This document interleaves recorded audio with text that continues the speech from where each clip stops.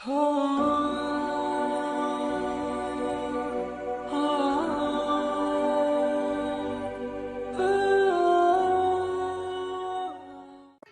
المختصر بہت مختصر عرض کروں گا شارٹ پر۔ امام یافعی فرماتے ہیں دو دوست تھے، آپس میں محبت تھی، پیار تھا، الفت تھی، لیکن اتنی گہری دوستی کہ ایک سے دوسرے کا راز پوشیدہ نہ تھا۔ ایک دوست کی کیفیت اور پوزیشن یہ تھی کہ وہ اپنے ہاتھ کو آگ کے اندر ڈال دیتا تو آگ اس کے ہاتھ پہ اثر نہیں کرتی، آگ کا کوئی اثر اس کے ہاتھ پہ نہیں ہوتا۔ دوست نے پوچھ لیا، یار یہ بتا تو آگ کے اندر جلتے ہوئے انگاروں میں ہاتھ ڈال لیتا ہے لیکن آگ تیرے ہاتھ پہ اثر کیوں نہیں کرتی، وجہ کیا ہے؟ دوست نے کہا یار بڑی طویل داستان ہے، پھر کبھی سنائیں گے۔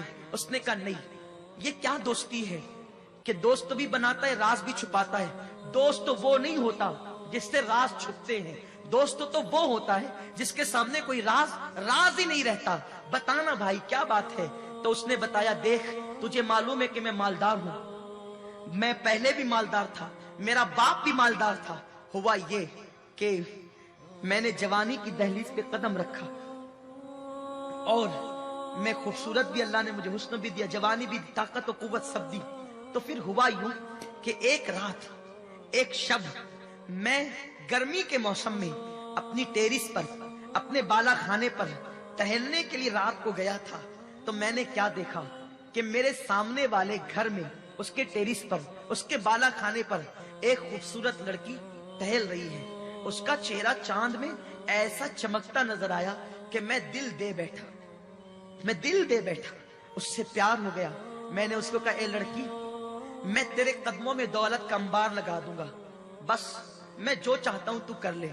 لڑکی نے میری ایک نہ سنی، دن گزرتے گئے، رات گزرتی گئی، زندگی تمام ہوتی گئی۔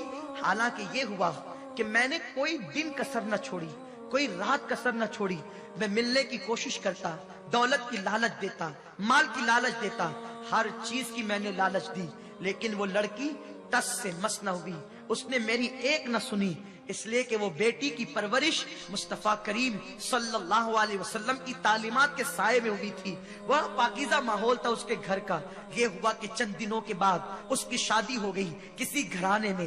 اتفاق سے اس لڑکی کی شادی ایک غریب اور مزدور گھرانے میں ہوئی، اور پھر یہ ہوا کہ اللہ اکبر وہ ماں بھی بن گئی، بلکہ اس کے تین بچے ہو گئے۔ ایک وقت وہ آیا کہ ہمارے علاقے میں قحط سالی چھا گئی، قحط کا زمانہ آ گیا، اور جب قحط کا زمانہ آیا تو پھر میرے باپ نے مجھ سے کہا، بیٹے اس وقت غریب بیچارے بھوکے مر رہے ہیں، غریب بے چین اور بے قرار ہے، ایک کام کر کہ تو یہ اناج جو ہے وہ غریبوں میں تقسیم کر، کھانے پینے کی چیزیں غریبوں کے حوالے کر، تاکہ ان کو پریشانیوں سے نجات ملے، انہیں تکلیفوں سے نجات ملے۔ کہتا ہے وہ جوان، اے بھائی میں بیٹھا ہوا تھا اور لوگوں کو اناج اور کھانے پینے کی اشیاء تقسیم کر رہا تھا، ایسے میں اس قطار میں نے دیکھا کہ جسے میں چاہتا تھا وہ بھی قطار میں کھڑی تھی۔ میں نے دیکھ کر اس لڑکی کے خط و خال سے پہچان لیا، یہ کون ہے؟ میں نے اس کے کھڑے رہنے کے انداز سے جان لیا یہ کون ہے۔ تو میں نے اپنے نوکروں سے کہا، جلدی تم دوسروں کو نپٹا لو، میں ابھی آتا ہوں۔ اور میں نے اشارہ کر کے اس لڑکی کو اپنے قریب بلایا، اپنے کمرے خاص میں بلایا۔ بلانے کے بعد کہا، اے لڑکی یہ بتا تو کیوں آئی ہے؟ اس نے کہا، اے نوجوان میرے تین بچے ہیں، آخر میں ماں ہوں اور میں بھوک کی وجہ سے میرے بچوں کی بھوک دیکھ نہیں سکتی، میرے بچے بھوک سے بلک رہے ہیں۔ تجھے معلوم ہے ہر غریب اور مزدور امیروں کے دروازے پہ بھیک مانگ رہا ہے، میرے بچوں کا تڑپنا مجھ سے دیکھا نہیں گیا، میرے بچوں کا بلکنا مجھ سے دیکھا نہیں گیا، میں تیرے دروازے پر آ گئی ہوں، خدارا میری کچھ مدد کر دے، میرے بچوں کے لیے غذا کا انتظام کر دے، میں تجھے بہت دعا دوں گی۔ اس نوجوان نے کہا، میرے دل میں خیال آیا آج یہ مجبور ہو کر کے آئی ہے، میں اس کی مجبوری کا بھرپور فائدہ اٹھاؤں گا۔ میں نے کہا، اے لڑکی میں تیرے قدموں میں دولت کا انبار لگا दूंगा, खाने पीने की अशिया का अंबार तेरे कदमों में लगा दूंगा, तू जो कहेगी तेरी हर एक सुनी जाएगी। बस इतनी सी शर्त है कि तू मेरी उस ख्वाहिश को पूरा कर दे जो पहले दिन मैंने रखी थी, यानी कि उस नौजवान ने उस लड़की को जिना की दावत दी। अब मैं अपनी बहनों से पूछता हूँ और आपसे भी पूछता हूँ, आप मुझे बताएं, एक तरफ 3 बच्चों की जिंदगी हो और दूसरी तरफ औरत की आबरू हो, एक माँ का फैसला क्या होगा? देखो, माँ का फैसला एक अलग चीज है, माँ माँ है, माँ की ममता बड़ी जुदा चीज है, माँ की ममता बड़ी अजीब चीज है। अल्लाह ने कायनात में किसी को वो दिल ही नहीं दिया, अल्लाह ने जो दिल माँ को अता किया है, माँ वो है जो 9 महीने पेट में रखती है, माँ वो है जो 2 साल तक के अपना खूने जिगर पिलाकर, अपने बच्चों को दूध पिलाकर उन्हें खड़े होने के काबिल बनाती है। तो माँ थी, माँ। 3 बच्चों की जान एक तरफ है। अब ममता समझ में आ गई होगी, ये इशारा, मेरा उन्वान माँ नहीं है, इशारा दे रहा हूं। उसने कहा ज़िना कर मेरे साथ, वरना सुन ले, सबको सब मिलेगा, तुझे कुछ नहीं मिलेगा। उसने कहा अल्लाह से डर, अल्लाह ने तुझे दौलत दी है, ज़िना मत कर, लज्जत के लिए गुनाह मत कर, लज्जत चली जाएगी, गुनाह बाकी रह जाएगा। उसने कहा या ज़िना कर या चली जा। पलटी, मुख्तसर ये, जब पलटी तो बच्चों ने कहा मां भूख लगी, उसने तसल्ली दी, फिर बच्चों की तड़प देख न सकी, फिर पलटी, फिर आई तो कहा खुदा के लिए रहम कर, बहुत दुआ दूंगी, रहम कर। उसने कहा मैंने कह दिया ना, या मेरी ख्वाहिश पूरी कर, मदद नहीं होगी।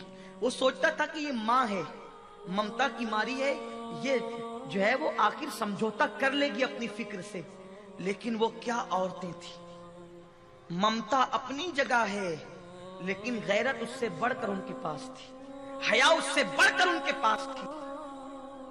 जब फिर लौटी तीसरी बार तो बच्चों में से किसी ने कहा माँ, या तो हमारा गला घोंट कर मार डाल या हमारे खाने का इंतजाम कर। ये जुमले नश्तर की तरह, तीर की तरह दिल पर पड़े।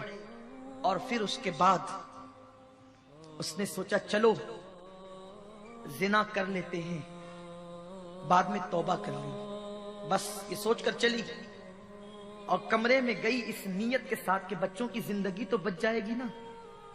खड़ी हुई तो कहा खुदा के लिए रहम कर। उसने कहा मैंने कह दिया ना, तू मेरी ख्वाहिश पूरी कर दे, हर ख्वाहिश में तेरी पूरी कर दूंगा।